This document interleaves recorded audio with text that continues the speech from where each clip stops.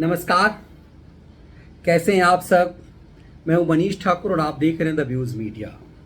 योगी आदित्यनाथ भारतीय राजनीति के वो सितारा जिसे अपने फैसलों के लिए जाना जाता है, जिन्हें अपने डिटर्मिनेशन, अपनी न्यायप्रियता और अपने सत्ता के इकबाल के लिए जाना जाता है।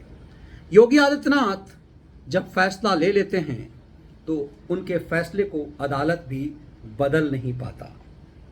अक्सर हाईकोर्ट की टिप्पणी आती है और सुप्रीम कोर्ट तक वह मामला योगी आदित्यनाथ के पक्ष में चला जाता है।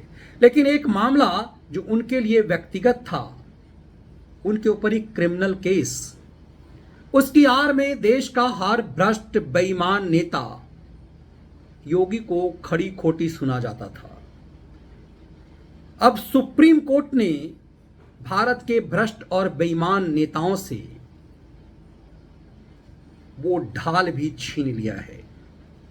2007 में योगी आदित्यनाथ के खिलाफ जो एक क्रिमिनल केस दर्ज कराया गया था, 10 सालों तक वो मामला पेंडिंग पड़ा रहा, सिर्फ योगी को बीच बीच में बदनाम करने के लिए। 2017 में जब सरकार उत्तर प्रदेश में योगी आदित्यनाथ की आई तो यूपी सरकार ने उस मामले को वापस ले लिया। आमतौर पे सरकारें ऐसे मामले, पॉलिटिकल मोटिवेटेड मामले को वापस लेती है। लेकिन इस मामले को चैलेंज, उत्तर प्रदेश सरकार के इस फैसले को चैलेंज इलाहाबाद हाई कोर्ट में किया गया। इलाहाबाद हाई कोर्ट ने जब इस पूरे मामले को गंभीरता से देखा तो 2018 में कुछ ही दिनों बाद इस पर फैसला दिया और कहा यह मामला पूरी तरह से पॉलिटिकल मोटिवेटेड है। इस मामले में कोई तथ्य नहीं है, केस चलाने का कोई आधार नहीं है। हाई कोर्ट के इस फैसले को सुप्रीम कोर्ट में चुनौती दी गई और सुप्रीम कोर्ट में चुनौती तब दी गई जब यह भजन कुछ दिन गाया जा सके 2019 के चुनाव तक। कम से कम 2019 के चुनाव के बाद इस मामले को सुप्रीम कोर्ट में चैलेंज किया गया। उत्तर प्रदेश के चुनाव से पहले यह मामला जस्टिस एन.वी. रमना की कोर्ट में आया। जस्टिस रमना ने रिटायर होने से एक दिन पहले योगी आदित्यनाथ के खिलाफ एक हिस्टोरिकल जजमेंट दिया और कहा इलाहाबाद हाई कोर्ट और उत्तर प्रदेश सरकार का यह फैसला बिल्कुल सही है। यह मामला पॉलिटिकल मोटिवेटेड है। इस मामले को आगे चलाने का कोई आधार नहीं बनता। यह तथ्यहीन केस है। इसका कोई मोटिव कहीं दिखाई नहीं देता।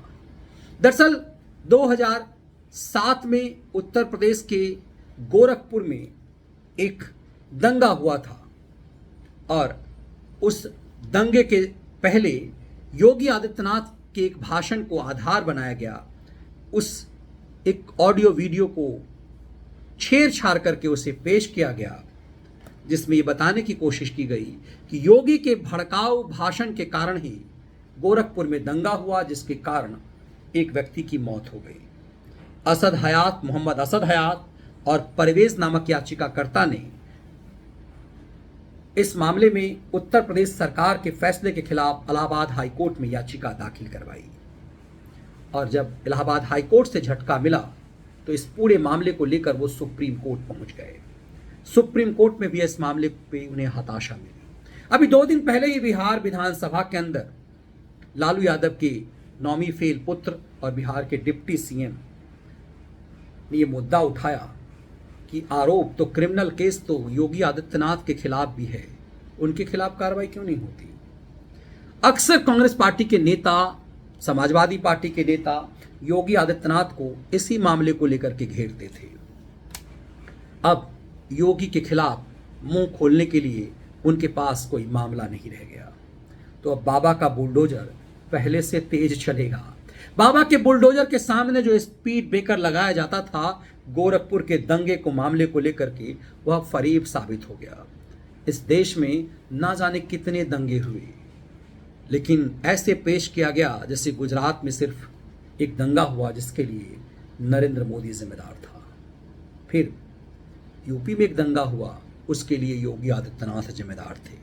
लेकिन उत्तर प्रदेश में इतने सारे फसाद दंगे हुए, कभी इस दंगे के लिए मुलायम या अखिलेश यादव जिम्मेदार नहीं ठहराए गए, कोई मुकदमा उनके खिलाफ नहीं दर्ज किया गया। इसीलिए सुप्रीम कोर्ट में ये केस भरभरा कर गिर गया। और जाते जाते जस्टिस रमना को के लिए माना गया कि वो पूरे 16 महीने अपनी साख बचा की जद्दोजहद में निकल गए, कई गंभीर मामले पर को लटका कर छोड़ कर चले गए, चाहे सीए का मामला हो, चाहे वो यूएपीए का मामला हो, कर्नाटक में स्कूल में हिजाब पर प्रतिबंध का मामला हो, 370 का मामला हो, हर मामला को छोड़ करके जस्टिस रमना रिटायर्ड हो गए।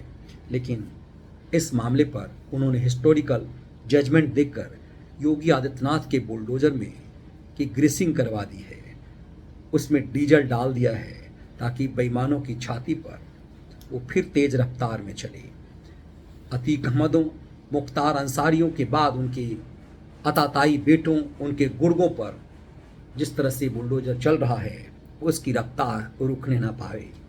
ये वीडियो विश्लेषण कैसा लगा, इसके कंटेंट यदि आपको पसंद आए तो वीडियो को लाइक और शेयर जरूर कीजिएगा। बहुत बहुत धन्यवाद।